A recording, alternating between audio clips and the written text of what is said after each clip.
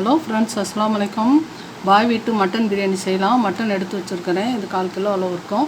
இப்போ அதுக்கு வேண்டிய பொருளெல்லாம் எல்லாம் ஒவ்வொன்றா எடுத்து ரெடி பண்ணி வச்சுருக்கிறேன். அதெல்லாம் பாருங்கள். இதெல்லாம் எடுத்து ரெடி பண்ணி வச்சுருக்கேன். இப்போ நான் போட போட ஒவ்வொன்றா நான் காமிக்கிறேன்.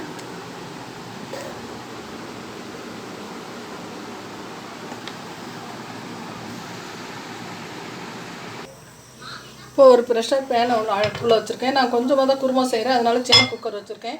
நீங்கள் அதிகமாக செய்கிறதா இருந்தால் கொஞ்சம் அது பெரிய இது பாத்திரம் வச்சுக்கோங்க. இப்போ இதுக்கு வந்து நான் கொஞ்சம் எண்ணெய் ஊற்றிக்கிறேன். ஒரு 50 கிராம் ஆயில் ஊற்றிக்கிறேன்.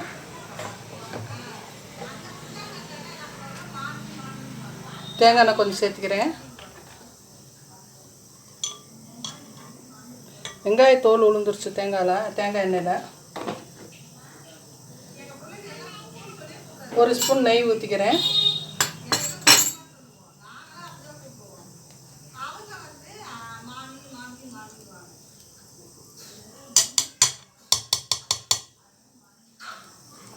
பாய் வீட்டிலலாம் இந்த குருமா ரொம்ப ஸ்பெஷலாக இருக்கும். எல்லோரும் ரொம்ப விரும்பி சாப்பிடுவாங்க. இதுக்கு வந்து தேங்காய் சோறு, பழவு சோறு, அப்புறம் குஸ்கா அந்த மாதிரி எல்லாம் செய்வாங்க. செஞ்சால் நல்லாயிருக்கும். இப்போ இது ஆயில் காயட்டும். ஆயில் காய்ஞ்சது. இந்த பட்டை, ஏலக்காய், கிராம்பு இதை நம்ம சேர்த்திக்கலாம். 2-3 பட்டை போடுறேன். கிராம்பு ஒரு 3 கிராம்பு சேர்த்துறேன். 3-4 கிராம்பு, ஏலக்காய் ஒரு 4 ஏலக்காய் போடுறேன். போட்டு அது நல்லா பொரிஞ்சு வரட்டும். இது பொரிஞ்சு வரதும் நம்ம அரிஞ்சு வச்சுருக்க வெங்காயம், பெரிய வெங்காயம் கொஞ்சம் அரிஞ்சு வச்சுருக்கேன். அந்த வெங்காயத்தை நம்ம வந்து இப்போ கொஞ்சம் சேர்த்திக்கலாம். சின்ன வெங்காயம் நான் 100 கிராம் அளவுக்கு உரித்து அரைச்சி எடுத்து வச்சுருக்கேன் தனியாக. இது நல்லா கொஞ்சம் பொன்னிறமாக வதக்கட்டும். வதங்குற வரைக்கும் இது வேகட்டும். இப்போ வெங்காயம் ஓரளவுக்கு வதங்கி வந்துருச்சு. சின்ன வெங்காயம் ஒரு 100-150 கிராம் இருக்கும். இதை உரித்து கழுவிட்டு நான் அரைச்சி எடுத்து வச்சுருக்கேன். அது இதோடய சேர்த்துக்கலாம். சின்ன வெங்காயம் போட்டு குருமா வச்சா தான் ரொம்ப நல்லாயிருக்கும். அதனால் வந்து அதிகமாக வந்து சின்ன வெங்காயம் தான் யூஸ் பண்ணுவாங்க மட்டன் குருமாவுக்கு. அதனால் வந்து சின்ன வெங்காயம் நான் போட்டிருக்கேன். இது வதங்கி வரட்டும் கொஞ்சம் நேரம். பச்சை ஸ்மெல்லாம் போகட்டும்.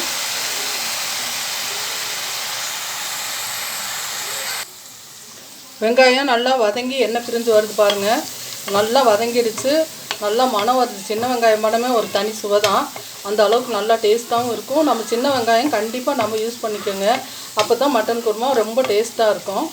வந்து இப்போ இது வதக்கியாச்சு. இப்போ அது கூட இஞ்சி பூண்டு பேஸ்ட் நான் சேர்த்துக்கிறேன். ஒரு 2 ஸ்பூன் இஞ்சி பூண்டு பேஸ்ட்டு சேர்த்துக்கிறேன்.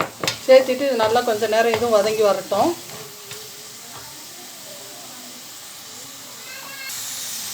நம்ம இப்படி ஒவ்வொன்றா போட்டு வதக்கிறதுல தான் ரொம்ப டேஸ்ட்டாகவும் இருக்கும், நல்லாவும் இருக்கும். நம்ம வந்து எல்லாம் ஒன்றுமா எல்லாம் அப்படியே அள்ளி போட்டு நம்ம வதக்கி நம்ம எடுத்துட்டோம்னா அது வந்து ஒன்று வேகும் சீக்கிரமாக, ஒன்று வேகிறது லேட்டாகும். அந்த மாதிரி இருக்கும். இப்போ வந்து நான் வந்து மட்டன் கழுவி எடுத்து வச்சுருக்கேன். இந்த மட்டன் நான் இதோட சேர்த்துக்கிறேன்.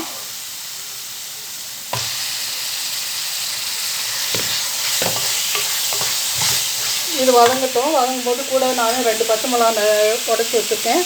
அந்த பச்சை மிளகாவும் கொஞ்சம் கொத்தமல்லி தலையும் இதில் நான் சேர்த்துக்கிறேன்.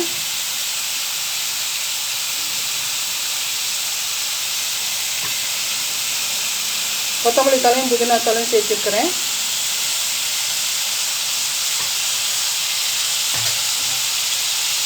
நல்லா மட்டன் வதங்கி வரட்டும். ஆயில் பிரிஞ்சு வரணும். அந்த அளவுக்கு நல்லா வதக்கிடணும். எல்லாமே வதக்கிறதுல தான் இருக்குது நம்ம செய்கிற சமையலோட இது. வந்து அவங்க அப்படி செஞ்சால் நல்லாயிருக்கும், இவங்க அப்படி செஞ்சால் நல்லா இருக்குங்கிறதோட நாம் பொறுமையாக ஒரு 5 நிமிஷம் ரெஸ்ட் எடுத்து 5 நிமிஷம் சிரமத்தை பார்க்காம நம்ம செய்கிற மெத்தடில் செஞ்சுட்டோம்னாக்கா அது ரொம்ப சூப்பராக அமையும். நல்லாவும் இருக்கும், சாப்பிடவும் நல்லாயிருக்கும், நல்ல பேரும் கிடைக்கும். நீங்கள் இந்த மாதிரி செஞ்சு பாருங்கள். இது கொஞ்சம் நேரம் இப்படி வதங்கி வரட்டும்.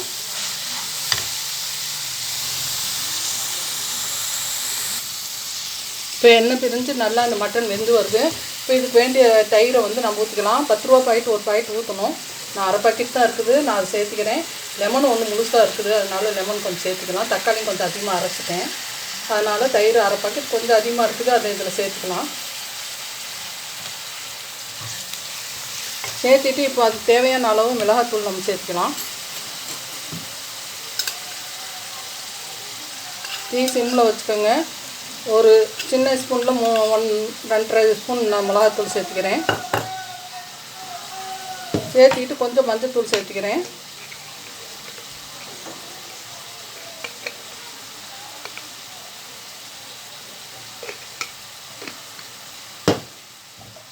கொஞ்சம் பட்டை ஏலக்காய் தூள் நுணுக்கி வச்சுருக்கிறது அதையும் நான் சேர்த்துக்கிறேன். இதோட பட்டை ஏலக்காய் கிராம்பு அது நுணுக்கி வச்சுருக்க தூள் இதில் நான் சேர்த்துக்கலாம். அப்போ தான் ரொம்ப நல்லா மணமாகவும் இருக்கும். கொஞ்சம் மல்லித்தூள் சேர்த்துக்கலாம். அதிகமாக நான் மல்லித்தூள் சேர்த்துறதில்ல, இருந்தாலும் சேர்த்தனா குழம்பு நல்லா திக்காக வரும்.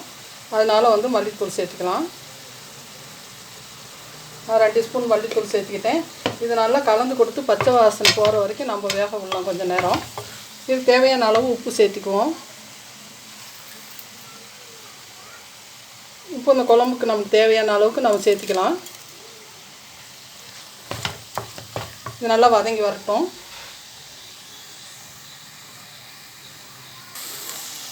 அதுக்கு 3 தக்காளி அரைச்சி வச்சுருக்கேன். அந்த தக்காளி இதோட நான் சேர்த்துக்கிறேன். நல்லா தயிர் அதெல்லாம் ஊற்றி நல்லா இதாகிடுச்சு, எண்ணெய் பிரிஞ்சு வருது. தக்காளி நம்ம சேர்த்துக்கலாம். தக்காளி சேர்த்துட்டு நல்லா கொதி வரட்டும். ஒரு கொதி வந்த பிறகு அப்புறம் நம்ம என்ன பண்ணணுமோ பார்த்துக்கலாம். குருமா செய்கிறது ரொம்ப ரொம்ப ஈஸி. பருப்பு குழம்போடு இந்த குருமா செய்கிறது தான் எங்களுக்கெல்லாம் ரொம்ப ஈஸியாக தெரியுது. இது ஒரு கொதி வந்து நல்லா சுண்டி வரட்டும், பச்சை மணம் போகட்டும். இப்போ நல்லா இது கொதிச்சு வருது. இப்போ வந்து கொஞ்சம் கொத்தமல்லி தலையும் புதினா தலையும் கொஞ்சம் எடுத்து வச்சு ஒரு பச்சை மிளகா பச்சையாக வதக்காமல் அப்படியே போட்டுக்கலாம். நம்ம போட்டுக்கிட்டு இப்போ இதுக்கு வேண்டிய அளவுக்கு நம்ம தண்ணி தண்ணி இப்போ சேர்த்திக்கலாம். இப்போ நான் இதுக்கு தேங்காய் சேர்த்துறேன். தேங்காய் வந்து அரைச்சி எடுத்து வச்சுருக்கேன். நம்ம இந்த கரண்டியில் வந்து 2 கரண்டி தேங்காய் சேர்த்துக்கலாம். சேர்த்துட்டு நல்லா கலக்கி கொடுக்கலாம். கலக்கி கொடுத்துட்டு இப்போ லெமன் வந்து ஒரு அரை லெமன் வந்து சின்ன சைஸ் லெமன் தான். இந்த லெமன் சைஸு இது வந்து அரை லெமன் வந்து நான் புழிஞ்சு எடுத்து வச்சுருக்கிறேன். அந்த சாரையும் இதோடு சேர்த்துக்கலாம். சேர்த்திட்டு உருளைக்கிழங்கு ஒரு பெரிய உருளைக்கிழங்கு அவிச்சு எடுத்து வச்சுருக்கிறேன். அவிச்சு போட்டால் தான் நல்லாயிருக்கும். அந்த அவிச்சு தோலை உரித்து எடுத்து வச்சுருக்கேன். அதையும் இதோட சேர்த்துக்கலாம். சேர்த்திட்டு இப்போ நம்ம குருமா எவ்வளோ வேணுமோ அந்த அளவுக்கு நம்ம தண்ணி இது மெஷர்மெண்ட் பண்ணிக்கலாம். இதில் இது ரொம்ப திக்காக இருக்குது. கொஞ்சம் நான் தண்ணி கலந்துக்கிறேன். ஏன்னா மட்டன் வெந்து வர்றதுக்கு இந்த குழம்பு கரெக்டாக வந்து நிற்கும். அதனால் வந்து அந்த அளவுக்கு நான் தண்ணி சேர்த்துக்கிறேன். இப்போ உப்பு உரப்பு எல்லாம் சரியாக இருக்குதான்னு சொல்லி நம்ம பார்த்துக்கலாம், செக் பண்ணி பார்த்துக்கணும். பத்தலைண்டா உப்பு சேர்த்திக்கோங்க. காரம் பத்தலைண்டாலும் கொஞ்சம் மிளகாத்தூளோ இல்லை ஒரு பச்சை மிளகா இதோட சேர்த்திக்கோங்க. சேர்த்துட்டு இது நல்லா இப்போ ஒரு கொதி வரட்டும். நல்லா கொதித்து வரும்போது தான் நம்ம மூடி போட்டு வைக்கணும். அப்போ தான் அந்த பச்சை மணம் போகும். இது கொதி வரட்டும். இப்போ இது நல்லா கொதிச்சு வருது. கொஞ்சம் உப்பு பத்தாமல் இருந்துச்சு, உப்பு சேர்த்துக்கிட்டேன். இப்போ நம்ம இது மூடி போட்டு வச்சிடலாம். எங்கள் குக்கருக்கு 2 விசில் விட்டால் மட்டன் வெந்துடும். அதனால் வந்து 2 விசில் வரட்டும், இதை பார்க்கலாம்.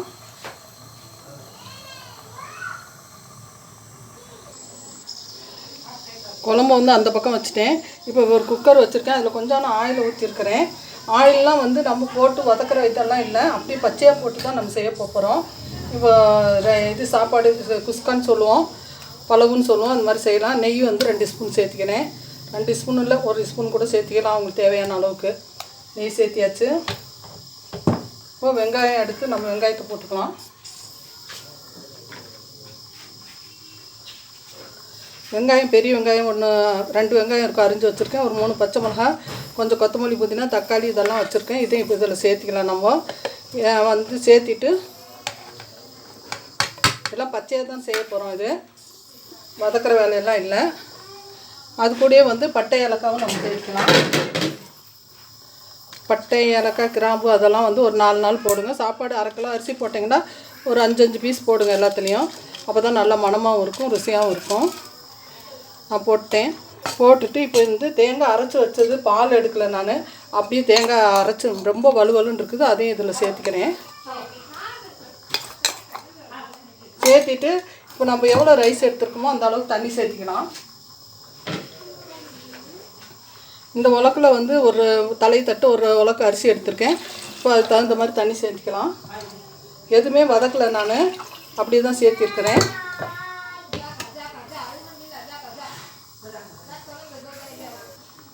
இன்னொரு உலக்கு தண்ணி சேர்த்துக்கிறேன்.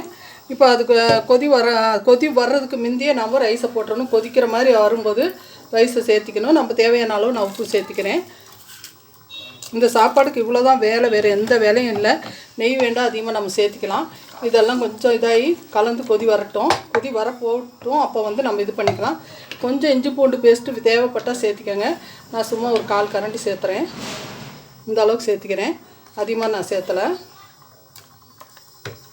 இது லேசாக கொதி வர பார்க்கட்டும். அப்போ பார்க்கலாம், அரிசி போடலாம். இப்போ இந்த தண்ணி கொதி வரப்போகுது. இப்போ இந்த ரைஸை வந்து நான் ஜீரக சம்பா அரிசி தான் வந்து ஊற வச்சுருக்கேன். அதை நம்ம இதில் சேர்த்திக்கலாம்.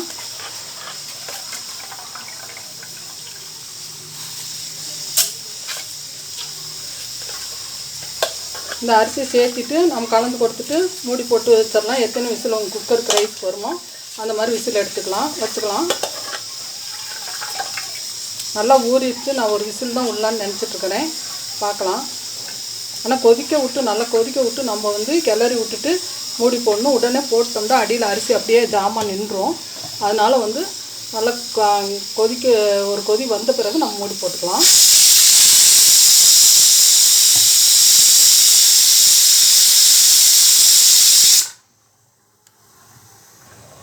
இப்போ பாருங்கள், இந்த சாப்பாடு கொதிச்சு வருது. நல்லா கிளறி கொடுத்துடலாம். நம்ம சாப்பாடு நல்லா வெள்ளையாக அழகாக இருக்கும் பார்க்குறதுக்கு. பாஸ்மதி ரைஸ்லேயும் செய்யலாம், ஜீரக சம்பாலையும் செய்யலாம். நான் ஜீரக சம்பா தான் எடுத்து வச்சுருக்கிறேன். இப்போ இது கொதிச்சிருச்சு. இப்போ மூடி போட்டு வச்சிடலாம். நம்ம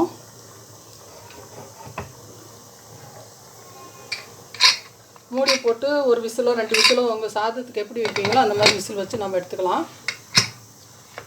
இது விசில் வரட்டும். குருமாவும் விசில் வந்துருச்சு.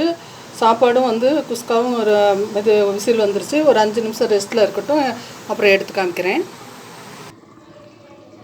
சாப்பாடு 2 விசில் தான் விட்டேன். சாப்பாடு நல்லா பக்குவமாக வந்திருக்குது. பாருங்கள் எவ்வளோ அழகாக எப்படி வந்திருக்குதுன்னு பாருங்கள்.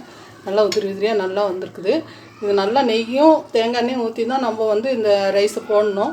ஆயில் ஊற்றினா கொஞ்சம் ஒரு மாதிரியாக இருக்கும். அதனால அந்த மாதிரி முடித்தா நெய்யும் தேங்காய் எண்ணெயும் ஊற்றி செஞ்சுக்கோங்க. இதே நான் ஒரு தட்டில் எடுத்து வச்சுட்டு காமிக்கிறேன். குழம்பு மட்டன் குருமாவும் அதையும் எடுத்து வச்சுட்டு நான் காமிக்கிறேன். மட்டன் குருமாவும் நல்லா வெந்து வந்துருச்சு. பாருங்கள், நல்லா எண்ணெய் பிரிஞ்சு வந்துருச்சு. குருமாவும் நல்லா திக்காக வந்திருக்கு. ஒன்றும் திக்காக வேண்டாம். கொஞ்சம் நேரம் அடுப்பில் வச்சு சிம்மில் வச்சு கொஞ்சம் நேரம் விடுங்க, சரியாயிடும். இப்போ இது நல்லா நான் ஒரு தட்டில் மாற்றிட்டு நான் உங்கள்கிட்ட காமிக்கிறேன்.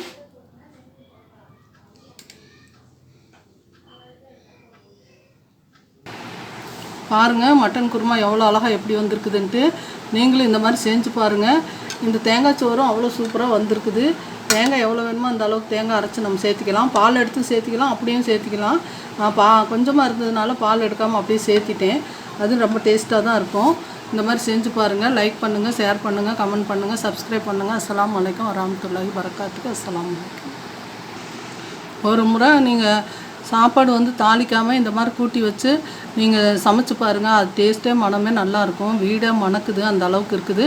பட்டை ஏலக்காய் கொஞ்சம் கூட சேர்த்து போடணும். போட்டு பாருங்கள்.